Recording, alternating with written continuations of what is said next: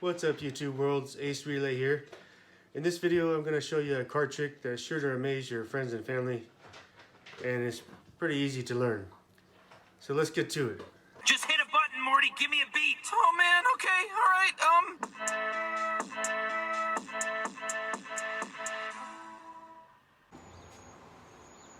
What's up guys, I have my son Zachariah here. He's going to help me with this trick. Hey.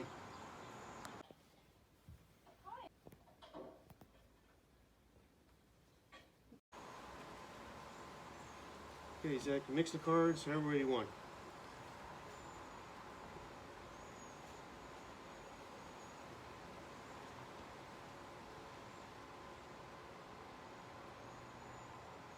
That's pretty good. Now, I want you to see that all the cards are different, okay? Not all the same card or anything like that. Alright. I'm going to cut cards on the table like this.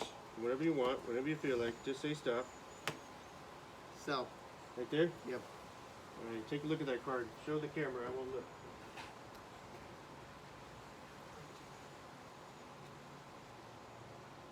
Okay, place it back in the deck anywhere. Remember the card. Yep. You got it? Yep. Alright, now cut the cards again however you want. Mix them however you want.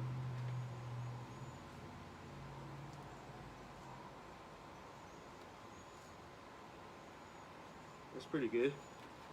Okay, now I'm going to spread the cards on the table like this. And don't look directly at your card, but make sure the card's in there, okay? You see your card in there? Yes. Okay, now make a hand like this. I'm going to feel for his pulse, and the moment his pulse starts to increase, I'll know his card's in that area. Okay, so right now he's got a normal pulse beat. It's still a normal pulse beat. Now his pulse starts to increase a little bit. I can feel that.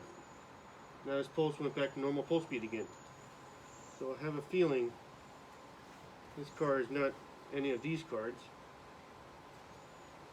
And it's not any of those cards either. That just leaves me with a packet of cards here.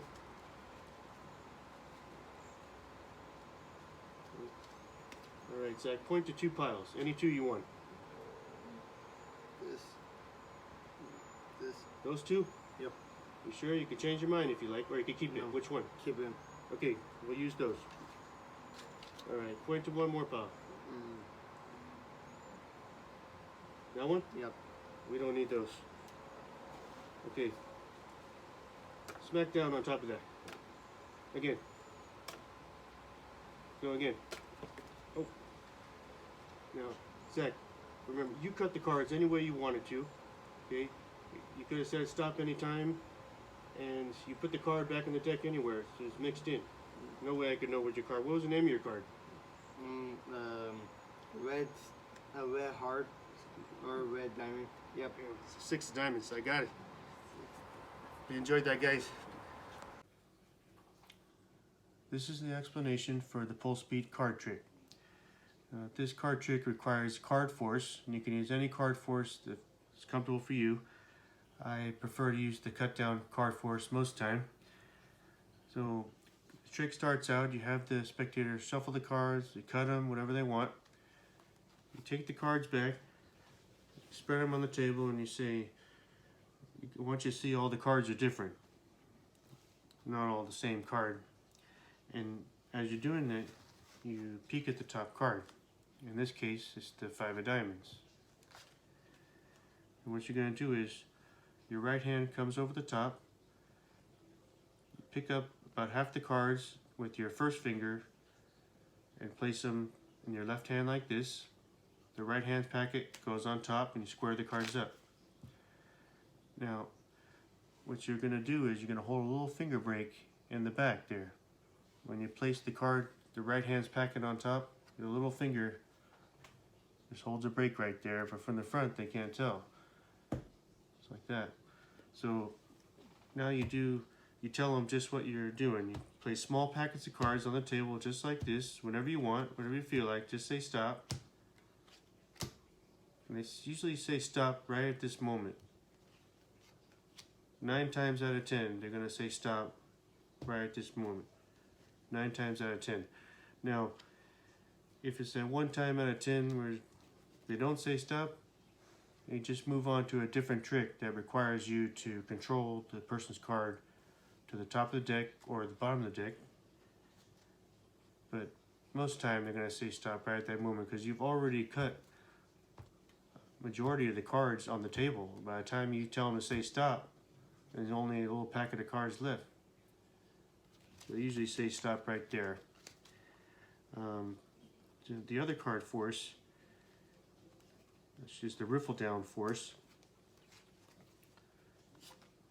We'll have the 5 of diamonds right there. You cut over about half the deck, just like that, with your first finger. Same way as the previous force. You have the little finger break in the back. You're going to riffle down with your left thumb the corner of the deck. You tell them, say stop anytime as I riffle down.